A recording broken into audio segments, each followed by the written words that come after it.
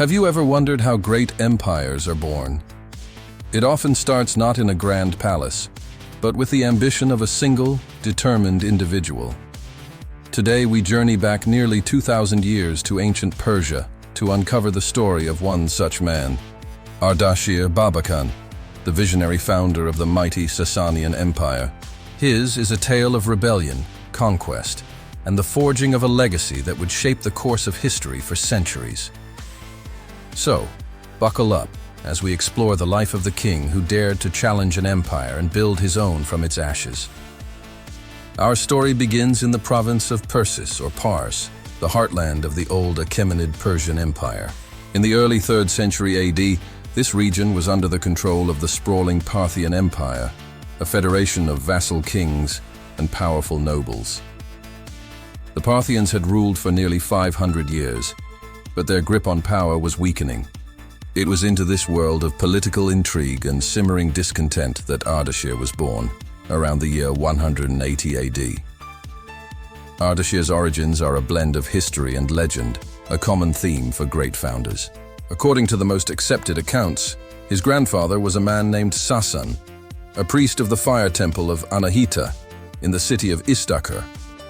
His father, Babak, was a local ruler, a minor king under the authority of the Parthian King of Kings. From a young age, Ardashir was sent to the court of the Parthian governor, where he distinguished himself as a skilled military commander and a shrewd political operator. He learned the art of warfare and the weaknesses of the ruling Parthian elite firsthand. As Ardashir grew in power and influence, so did his ambition. He saw the Parthian Empire as a decadent and fragmented state, ripe for the taking. He began his rebellion subtly, consolidating power in his home province of Persis. Following the death of his father, Babak, Ardashir engaged in a power struggle with his own brothers to secure his position as the ruler of Istakhr. One by one, he subdued the local lords and princes of Persis, unifying the region under his singular command. This direct challenge to Parthian authority did not go unnoticed. The reigning Parthian monarch, Artabanus IV, initially dismissed Ardashir as a minor provincial upstart, but as Ardashir's power grew, capturing neighboring provinces like Kerman and Isfahan, Artabanus could no longer ignore the threat. The stage was set for a monumental clash. The two armies finally met in 224 AD at the Battle of Hormozgan. The details of the battle are legendary, but the outcome was decisive. Ardashir, a brilliant tactician, crushed the larger Parthian army. In a moment that would become immortalized in Sassanian art, Ardashir is said to have personally killed Artabanus IV in single combat. This victory was the death knell of the Parthian Empire. The path to the throne was now open. Ardashir marched triumphantly into the Parthian capital, Ctesiphon, on the banks of the Tigris River. In 226 AD, he was crowned Shahanshah, or King of Kings, marking the official beginning of the Sassanian Empire, named in honor of his ancestor, Sasan. But Ardashir wasn't just replacing one ruler with another. He was initiating a profound cultural and political revolution. Unlike the decentralized Parthian system, Ardashir envisioned a strong, centralized state. He sought to revive the glory of the First Persian Empire, the Achaemenids of Cyrus and Darius the Great. He established a highly organized bureaucracy and a formidable standing army, ensuring the king's authority was absolute. This new state was built on two pillars, a strong monarchy and a unified religion. Ardashir made Zoroastrianism the state religion. He believed that a shared faith would be the glue that held his diverse empire together. He empowered the Zoroastrian priesthood, the Magi, giving them vast influence over law and education.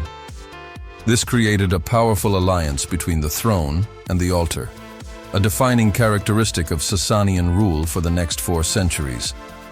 This move not only unified his people but also created a distinct Persian identity to counter the Hellenistic and Roman influences that had prevailed for centuries. With his domestic base secure, Ardashir turned his attention to the frontiers. His ambition wasn't just to rule Persia, it was to reclaim all the lands once held by his Achaemenid ancestors. This inevitably brought him into direct conflict with the other superpower of the age, the Roman Empire. Throughout the 230s, Ardashir launched a series of campaigns against Roman territories in Mesopotamia and Syria.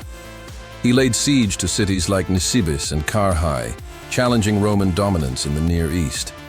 While he didn't achieve all of his territorial goals, these campaigns were hugely significant. They announced to the world that a new aggressive power had risen in the East. The Sassanian Empire was not a passive neighbor. It was a rival to Rome, beginning a long and epic struggle between the two empires that would last until the Arab conquests in the 7th century. Ardashir proved that his new Persian state was a military force to be reckoned with. Towards the end of his reign, around 239 AD, Ardashir appointed his son, Shapur I, as his co-ruler. This was a wise move, ensuring a smooth transition of power and allowing him to pass on his knowledge and vision to his successor. Shapur would go on to become one of the greatest Sassanian kings, even capturing a Roman emperor in battle. But he was building on the solid foundation that his father had laid. Ardashir I died around 242 AD, leaving behind an empire that was organized, ideologically unified, and militarily powerful. Ardashir Babakan was more than just a conqueror. He was a nation builder, a reformer, and a visionary who resurrected a Persian identity that had lain dormant for half a millennium. He transformed a patchwork of rebellious principalities into one of the ancient world's most formidable empires. The Sassanian legacy in art, architecture, and administration would influence not only the subsequent Islamic world, but also civilizations far beyond. His story is a powerful reminder that with vision, courage, and relentless determination, one person can indeed change the world. Thank you so much for joining us on this journey into the life of Ardashir I. If you found this story as fascinating as we did, please hit that like button and subscribe to our channel for more deep dives into the great figures of history. Let us know in the comments which historical personality you'd like to see us cover next. Until then, stay curious.